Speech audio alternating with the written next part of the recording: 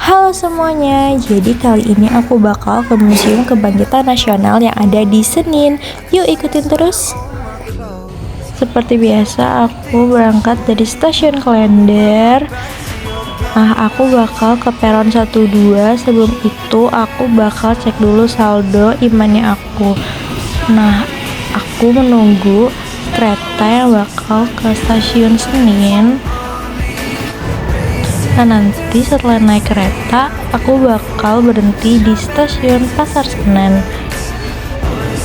Nah, dari stasiun Pasar Senen, kita jalan kaki menuju terminal Pasar Senen buat naik Transjakarta 1P. Menggunakan Transjakarta 1P, kita bakal turun di dekat Museum Kebangkitan Nasional. Nah, itu dia Museum Kebangkitan Nasionalnya. Nah, ini adalah tempat pembelian tiket masuknya. Nah, untuk harganya sendiri untuk pelajar itu 2.000, jadi cukup murah ya. Jadi, Museum Kebangkitan Nasional itu sendiri merupakan gedung bekas mahasiswa Stovia melakukan pembelajaran. Nah, jadi di gedung ini banyak sekali ilustrasi-ilustrasi mahasiswa Stovia pada zaman dulu ketika melakukan pembelajaran. Nah, selanjutnya aku akan menjelaskan apa aja sih yang ada di dalam Museum Kebangkitan Nasional ini. Halo semuanya, jadi sekarang aku lagi ada di Museum Kebangkitan Nasional dan sekarang di depan aku itu ada ruang pengajar Stovia. Yuk masuk. Nah, jadi ini tuh kira-kira suasana ketika murid-murid Stovia itu belajar. Nah, di sini kita bisa lihat nih salah satu pengajarnya. Nah, murid-murid yang belajar di Stovia ini diajar juga dari lulusan terbaik Stovia. Kita tahu sendiri kalau Stovia itu murid-murid yang punya banyak relasi, yang berkuliah di bidang kedokteran. Dan Stovia itu jadi salah satu murid yang bergerak di bidang kebangkitan nasional. Nah, selanjutnya kita ada di ruang direktur Stovia. Yuk masuk. Nah, jadi apa sih fungsinya ruang direktur Stovia? Nah, ini tuh berfungsi untuk mengurusi manajemen-manajemen di Stovia, dan kalau misalnya ada permasalahan di sekolah Stovia, nah ruang direktur ini yang mengurusi permasalahan tersebut. Nah, di sini ada meja direkturnya. Di sini ada patung dari direktur Stovia dulu setelah Budi Utomo terbentuk, yaitu Dr. Frederick Roll.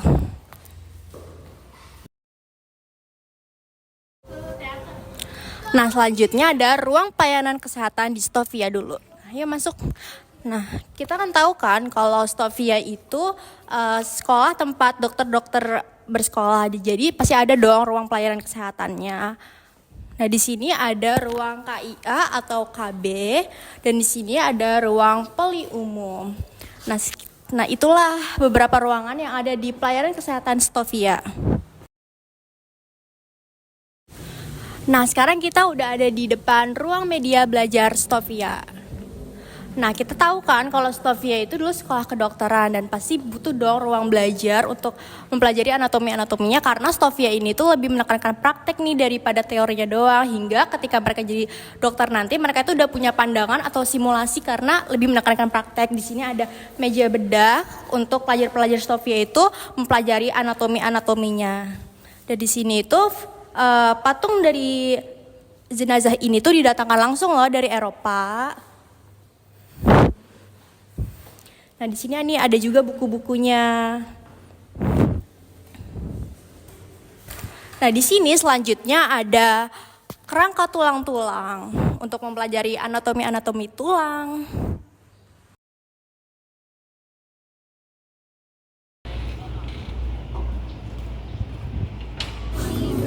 Halo semuanya, jadi sekarang aku udah di depan ruang pengobatan tradisional di zaman Stovia dulu. Nah, di sini kita tahu kalau dulu tuh Indonesia itu sebelum dijajah sama Belanda, dia itu pengobatan itu masih tradisional, hingga waktu dijajah sama Belanda itu barulah berkembangnya ilmu-ilmu kedokteran. Nah, jadi Stovia itu juga mempelajari loh cara pengobatan dengan menggunakan cara tradisional. Jadi masyarakat itu tuh udah mengenal pengobatan tradisional itu dari lama. Bahkan dulu tuh kayak ada dukun melahirkan, dukun pijit, atau dukun-dukun untuk penyembuhan penyakit-penyakit. Di sini ada beberapa dukun-dukun di Nusantara. Salah satunya untuk persalinan bayi juga dilakukan oleh dukun, terus juga pijat dilakukan oleh dukun, terus juga ada nih dukun hitan. Karena dulu masyarakat itu masih tradisional dan masih mempercayai spirit-spirit hingga dukun di Nusantara atau di Indonesia tuh masih banyak banget. Dan di sini ada tanaman obat di Nusantara. Nah jadi karena Indonesia itu saking tradisionalnya pemikirannya dan mempercayai hal-hal yang masih mistis, dulu itu ada loh dibuktikan di relief Candi Borobudur, Prambanan, dan Candi Panataran. Kalau dulu masyarakat, bahkan dulu waktu zaman Belanda belum datang, masih menggunakan obat-obat tradisional. Nah, di sini ada beberapa timbangan miligram, timbangan ukuran gram, timbangan analitis, dan timbangan ukuran kilogram untuk menimbang-nimbang nih obat-obatan tradisional. Nah, jadi kita tahu kan dulu waktu zaman pemerintahan Belanda atau zaman penjajahan Belanda ada penyakit yang namanya itu malaria. Nah, di sini ada seorang botanikus yang terkenal dari Jerman yaitu Franz Wilhelm Junghun. Nah, dia itulah yang menciptakan obat untuk penyakit malaria. Nah, sumber utama dari obat tersebut adalah tanaman kina, yaitu tanaman tradisional, dan di tersebut dia kembangkan lagi hingga secara nggak langsung dialah yang menemukan obat untuk menyembuhkan penyakit malaria. Hingga karena tahu kalau penyakit kina ini itu bisa mengobati malaria, pemerintah kolonial itu memproduksi secara besar-besaran untuk negara mereka sendiri. Nah, di sini juga ada loh tempat-tempat penyimpanan obat. Di sini ada kotak obat dari suku Dayak. Di sini ada boteka untuk menyimpan racikan-racikan obat. Jadi setiap daerah juga punya tempat menyimpan obat atau tempat racikan tersendiri yang berbeda-beda. Nah, sekarang kita ada di ruang sekolah dokter Jawa. Nah, dulu tuh banyak banget nih penyakit-penyakit di zaman pemerintahan Belanda hingga dibuatlah sekolah dokter Jawa. Pemerintah Belanda itu membuka sekolah Jawa di rumah sakit militer Wetervoorde. Nah, tujuannya itu untuk mengatasi wabah penyakit di Pulau Jawa karena dulu pribumi itu nggak punya tenaga medis. Nah, dulu tuh untuk masuk ke sekolah ini juga ada beberapa tes, salah satunya tes membaca, menulis, dan berhitung kayak tes-tes basic kayak biasa untuk masuk ke sekolah dokter Jawa.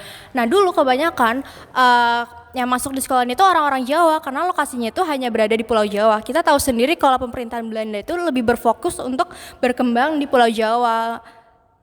Nah, di sini ada beberapa sekolah dokter Jawa. Nah, dulu tuh kan banyak banget penyakit hingga didirikanlah beberapa sekolah dokter Jawa. Nah, di sini ada nih beberapa, salah satunya nih. Terus ini ada foto kegiatan sekolah dokter di Jawa.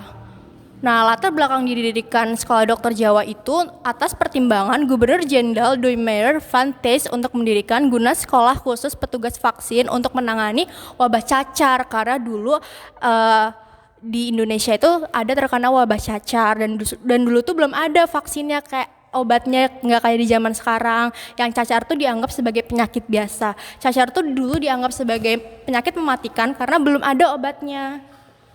Nah, di sini ada beberapa alat-alat medis seperti guillotine, tos litosom, kaca mulut, probe gigi, gunting operasi. Terus di sini ada kayak alat bantu bedah untuk operasi kecil. Terus ada trok patel, hormon frigel, tang gigit, trokard, dan hak.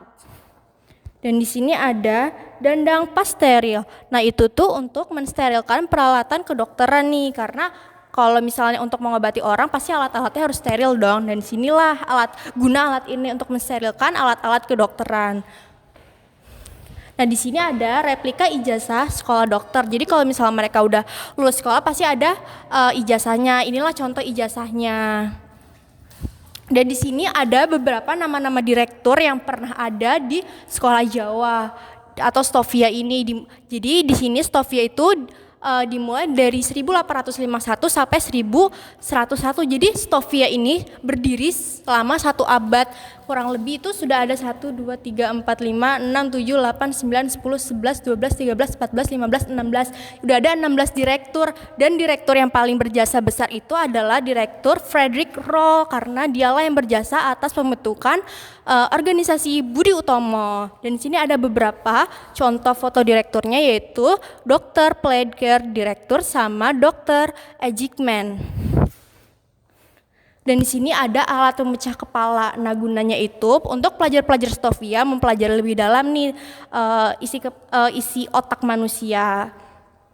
Nah, di sini ada cerita tentang Dr. Willem Bosch yang berjasa besar ketika wabah cacar itu ada. Jadi Willem Bosch ini lebih pro ke pribumi karena dia tuh memikirkan nih pribumi yang terkena wabah penyakit, tapi nggak ada dokter-dokter yang bisa menangani wabah penyakit tersebut. Nah, di sini Willem Bosch itu menyuarakan suara-suara pribumi-pribumi yang nggak bisa mengobati wabah penyakit cacar, hingga dia itu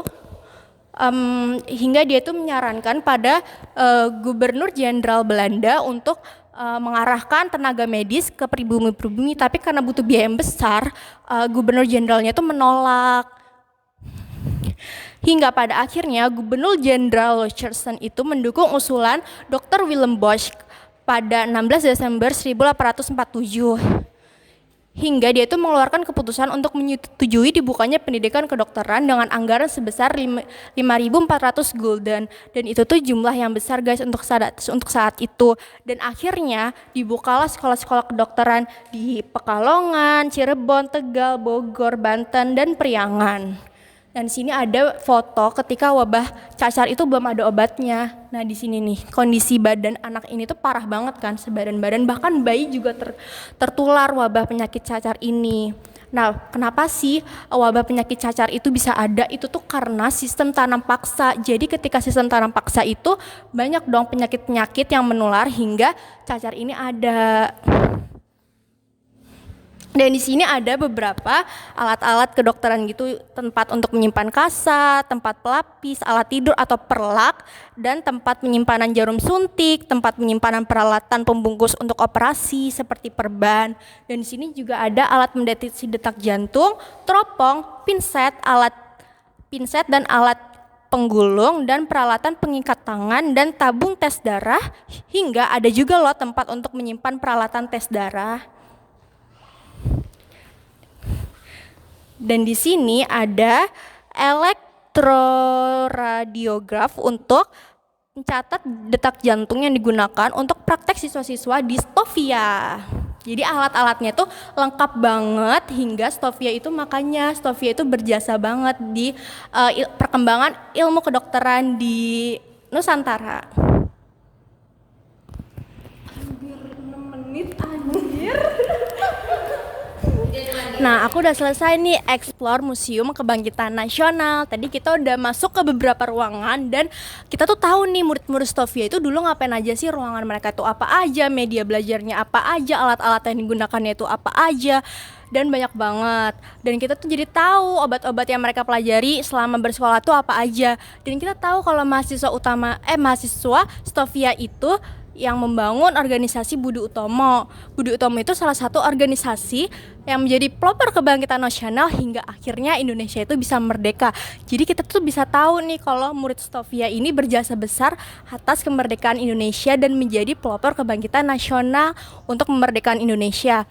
Nah, murid-murid Stovia itu dulu yang bersekolah itu orang-orang pribumi elit hingga mereka itu bisa lebih menyuarakan untuk perlawanan penjajahan Indonesia hingga akhirnya mereka itu terbentuklah kebangkitan nasional, akhirnya Indonesia merdeka. Nah, itulah kenapa murid-murid Stovia ini dulu berjasa besar. Nah, kita tahu kan kalau kebangkitan nasional itu penting dan sekarang peran kita itu untuk menjaga nasionalisme Indonesia hingga Indonesia itu bisa lebih maju lagi ke depannya. Dadah semuanya, sekian, sampai jumpa di vlog museum selanjutnya. Bye!